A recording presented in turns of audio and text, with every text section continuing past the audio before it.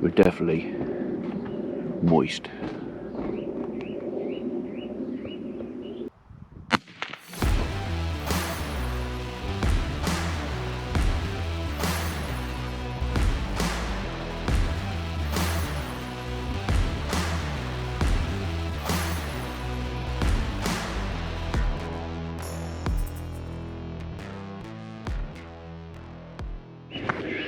But at least the river has disappeared from the middle of the field. Yesterday, with all that rain we had, we literally had, well, river, a stream, top to the bottom of the field, all the way down, running water. So, I'm coming.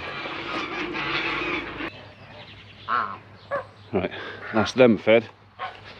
And I'll let them out. It's starting to go green, excuse the racket from them. They usually shut up when I give them some grub, but obviously this morning they're feeling particularly chopsy. But yes, got a few bearish patches where I think there's a bit more clay in that bit of soil there, but where we put that nice topsoil and spread it out, it's going green. The bare patch over there, that's where one of them decided to dig holes.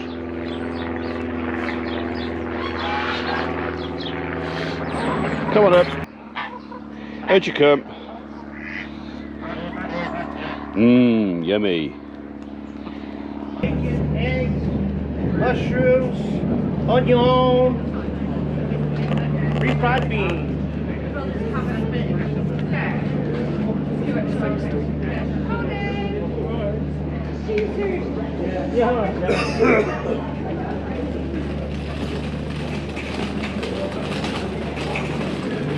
I think you can take the mask off, can you? Keep your face warm. Keeping your face warm. Yeah. Yeah. That was a little bonus having the Welsh market there, wasn't it? It was. So, we only came over to pick up some computer bits that are broken. But yeah, wander around the market. Dragged Mrs. P away from the jewellery stand. She likes her sparklies. Right, home time, cup of tea. So did you say there was one for Biskit? Over there on the table. Oh, was it? I mean, she's got the right cover in place. Biskit. Someone has sent you a present. What's in there? Always went like you bought it. What's in there? Shall we have a look, see, find out? I suppose, being as it's yours, I ought to open it down there, really, didn't I? Oh, what's in? Let's get us. What's in there?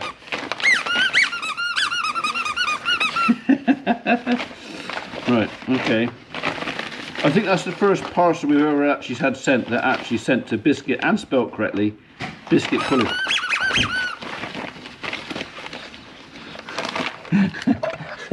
Somebody else has heard it as well.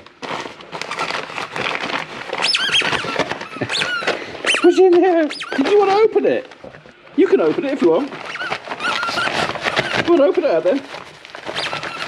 Go on, open it up.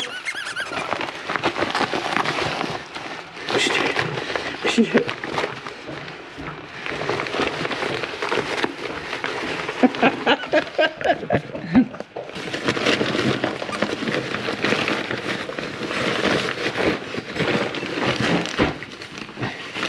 You have got a squeaky bunny. Right, well hopefully the letter seems to have managed to survive. Is it a letter? No, it's just a... She done that. Yeah, she opened the packet herself, yeah. Right. So, there was... she's put it in her bed. She will bury it now. Bury it. So, Biskit pudding, care of Anthony Cowley. Thank you, Anthony, if that was actually you that sent that. Yeah, I better take it out of the packaging though, won't I? If she lets you have it. She'll let me have it.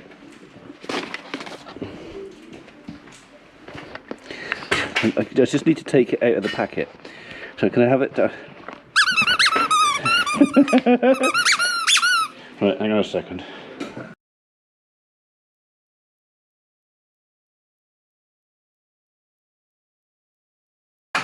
Like sharing what you've got. Okay.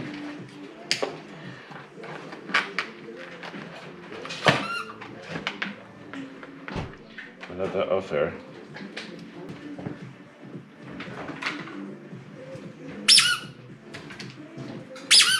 There you go. Go on.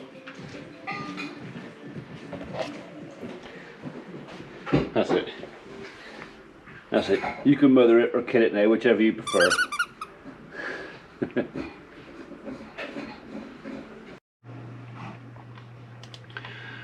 So as you may or may not have gathered, on our trip out this morning to get Mrs. P's bits and bobs for the kitchen, we made a phone call to Mole Valley with no success there, and we tried the local garden centre with no success there. We've got an issue with support a toy in. We've got an issue with our 2 young collie pups escaping and just wandering around the farm. And after the escapade the other day with them chasing down and attacking that muntjac deer, I really don't want that to continue. So I need to find some way of keeping them in the garden. Now it's a big garden. I could put the electronic collar on, and I could put the cable around, and I could put electric fence all the way around. But there are times when I'm going out when I really, really need to know they're not escaping. So we're going to go online and just see what it's going to cost me to put up a dog kennel and shelter, you know, a proper job. I've got a funny feeling it's going to be astronomical money. But it's a case of, if it's too much, I might try and build something, which will probably just end up being an insulated garden shed and some deer fencing or something. But it would be nice if I could actually put up a proper dog kennel and shelter. Not for them to live in. I don't want them to live in there. I want them that as a training thing, that if they escape and get out, they come back in and they go in there. It's like a time out thing. But also that if I'm going out somewhere and I'm just concerned about the dogs, I can put them in, but it has to be something that is fit for purpose. So yeah, so unless somebody wants to sponsor me a dog kennel, hopefully by the time this video comes out I've already done it anyway, but right, here we go. Dog kennel and run.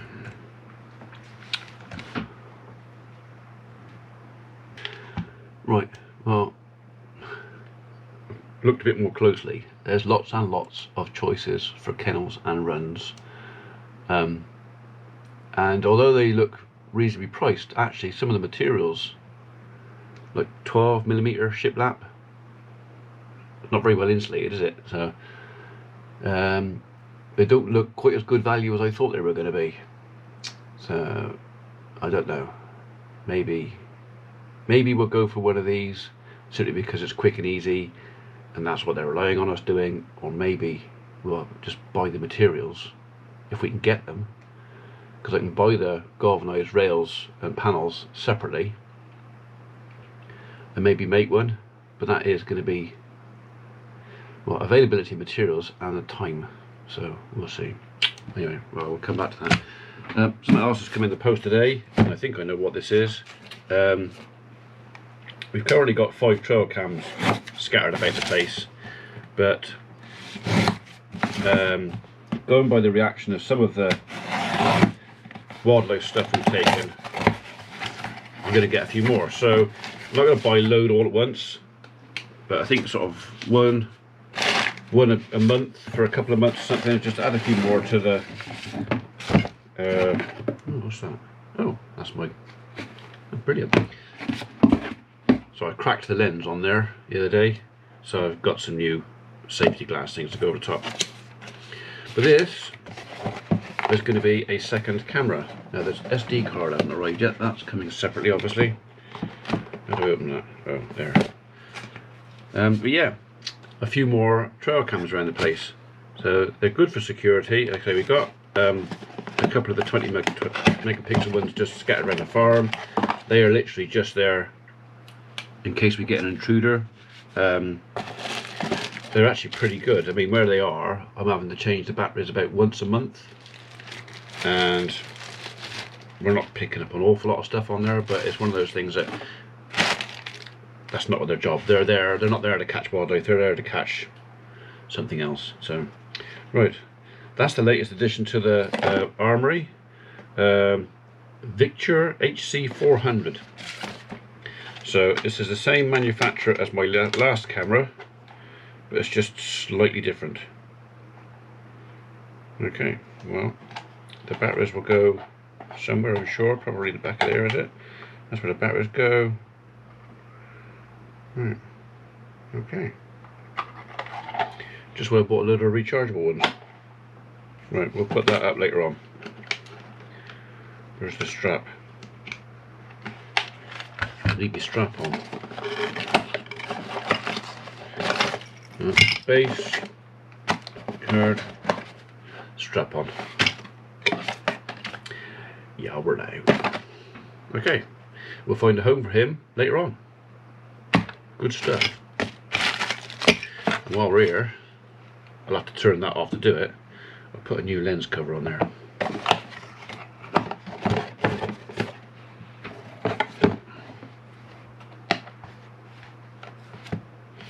Don't want that one. That's one set. I can go into GoPro stuff. Right, come here.